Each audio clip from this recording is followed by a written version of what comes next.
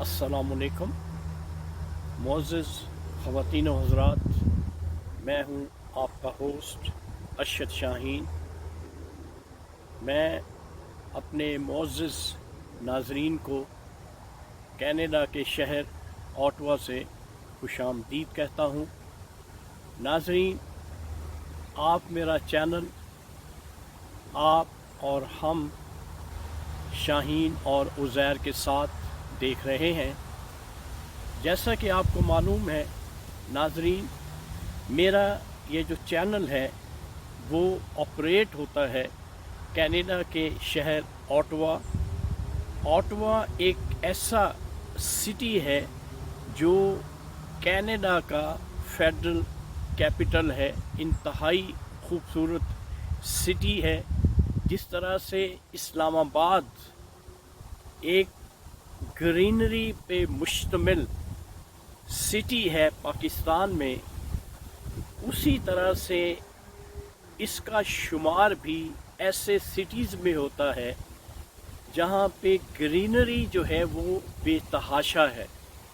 चारों अतराफ में दरख्तों की एक बहार है, खूबसूरत एटमॉस्फेयर है। और ख़ास तौर पे मौसम सरमा में जो मौसम है, जिन दिनों में ये मैं वीडियो बनाता हूँ या आज जो मैं वीडियो बना रहा हूँ, मौसम बहुत खूबसूरत है। ठंडी ठंडी हवा चल रही है और इंसान जब घर से निकलता है और बाहर बैठ के किसी भी बागीचे में या किसी भी खूबसूरत आउटडोर में शूट करता है या वीडियो बनाता है तो इंतहाई खूबसूरत समा होता है। तो नाज़रीन, आज की वीडियो शुरू करने से पहले मेरे मुअज़्ज़िज़ नाज़रीन से एज़ यूजुअल इंतहाई मुअद्दबाना गुजारिश है कि वो मेरे चैनल को सब्सक्राइब ज़रूर करें और अगर हो सके तो लाइक, शेयर और कमेंट भी ज़रूर करें। शुक्रिया। तो नाज़रीन, आइए आज की वीडियो का आगाज़ करते हैं। मुअज़्ज़िज़ ख़वातीन व हज़रात, आज की वीडियो का ताल्लुक़ जो है वो नूर मुक़द्दम केस से है। मैं आपको बताऊंगा कि नूर मुक़द्दम केस की जो अब तक की पेश रफ्त है वो क्या है। नाज़रीन, आज हुआ कुछ यूँ है कि नूर मुक़द्दम केस का जो चालान है, जैसा कि मैंने आपको पिछली वीडियो में बताया था कि जो चालान कोर्ट में पेश किया गया था उस पे कुछ ऑब्जेक्शंस लगा दी गई थी जो कोर्ट के जज थे। उसके बाद इस चालान को बाकायदा रिव्यू किया गया और रिव्यू करने के बाद इसमें जो कमी थी, जो गलतियाँ थी या जो ऐसी बातें थीं जो इसमें शामिल नहीं की गई थी, उनको बाकायदा तौर पे जो इन्वेस्टिगेशन में बातें आई थी उनको इस चालान में शामिल कर दिया गया है और काफ़ी हद तक जो सुकम था उसको दूर किया गया है। तो चालान कोर्ट में दाखिल हो चुका है। लेकिन नाज़रीन, यहाँ पे ये मैं आपके गोशगुजार ज़रूर करूँगा कि ये जो चालान है नूर मुक़द्दम केस के बारे में वो इनकम्प्लीट है और इंटरम है, यानी ये मुकम्मल चालान नहीं है और ये है अबूरी चालान। इसलिए इसमें अभी कुछ एडिशन जो हैं वो हो सकती हैं। क्यों कि कुछ ऐसी रिपोर्ट्स हैं इस केस से रिलेटेड जो अभी आना बाकी हैं। इस वजह से ये चालान जो है वो कंप्लीट नहीं है। वो रिपोर्ट्स क्या हैं? फॉर एग्ज़ाम्पल, जो ज़ाहिर जाफ़र जो मनून जो हैवान शख्स जो कातिल है नूर मुकद्दम का, उसका जो मोबाइल फ़ोन है और उसका जो लैपटॉप है, उसकी जो FIA की तरफ से रिपोर्ट्स आनी हैं, वो रिपोर्ट्स अभी आना बाकी हैं।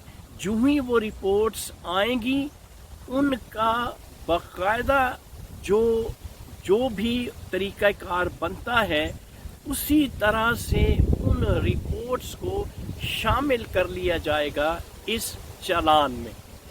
तो चालान इस लिहाज से मुकम्मल है कि जो ज़ाहिर जाफ़िर, जो दरिंदा सिफ्त एक्यूज़ड है, उस शख्स ने इसमें बाकायदा इतराफ़ जुर्म किया हुआ है और साथ साथ उसने ये बात और बहुत सी बेशुमार बातें इसमें उसने बता दी हैं। मसलन उसने ये भी बताया है और ये चालान में दर्ज है कि जब इस मनून शख्स ने नूर मुकद्दम का बहीमाना कत्ल करना था, उससे पहले उसने उसका जो सेल फोन था उससे छीन कर उसको एक साथ वाले कमरे में जो अलमारी थी उसमें महफूज कर दिया था। एक तो ये सेल फोन भी पुलिस ने बरामद किया उसके कहने पे, और फिर जो वहाँ से इन्वेस्टिगेशन हुई, जो बातें वहाँ से पुलिस को मिली, उनको भी FIR का जो चालान है उसका हिस्सा बना दिया गया है। उसके साथ साथ जब इस मलून शख्स ने दौरान मर्डर अपने फादर ज़ाकिर जाफ़िर को फ़ोन किया, तो वो जो एक फ़ोन कॉल जो उसने अपने फादर को की, उसके बारे में भी उसने इसमें मेंशन किया है कि उसने जब कत्ल किया तो उसने अपने फादर को फ़ोन करके बता दिया था। और ये भी इस चालान में मौजूद है कि उसके फादर ने, ज़ाहिर जाफ़िर का जो फादर है ज़ाकिर जाफ़िर, उसने इन रेस्पॉन्स ये बात कही कि मैं अपने बंदे भेज रहा हूँ, don't you worry, everything will be all right. ये बात बाप जो है अपने बेटे से कहता है और ये चालान में दर्ज है। इसलिए उसके फादर को भी और उसकी मदर को भी अंडर अरेस्ट करने का मकसद ही यही है कि वो इस कत्ल में, इस घिनौनी जो फेल हुआ है उसमें वो मुलव्वस हैं। इसी तरह से घर में उस वक़्त माली भी मौजूद था, घर का चौकीदार भी मौजूद था।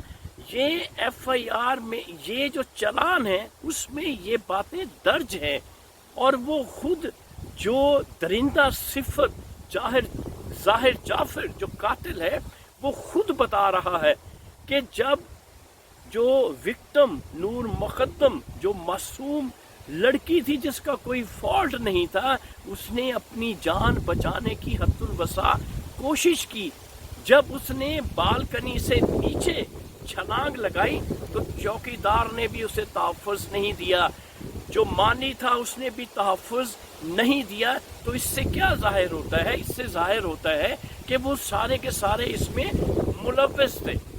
तो नाज़रीन, इसके साथ वो ये बात, जो कातिल है वो ये बात भी कहता है कि दौराने जब उसका वो कत्ल कर चुका था तो उस दौरानिए में बाहर से जो अमजद महमूद जो थेरेपी वर्क्स का एम्प्लॉय था वो भी वहाँ पे आता है। तो ज़ाहिर जाफ़िर ये बात उसके बारे में कहता है कि अगर मैंने उसे ज़दोख़ूब किया तो वो सारा का सारा मामला जो है वो गलती से हुआ, मुझे नहीं पता था कि ये जो है वो थेरेपी वर्क्स का मुलाजिम है। ये बात ज़ाहिर जाफ़िर ने की और ये बात चालान में दर्ज है।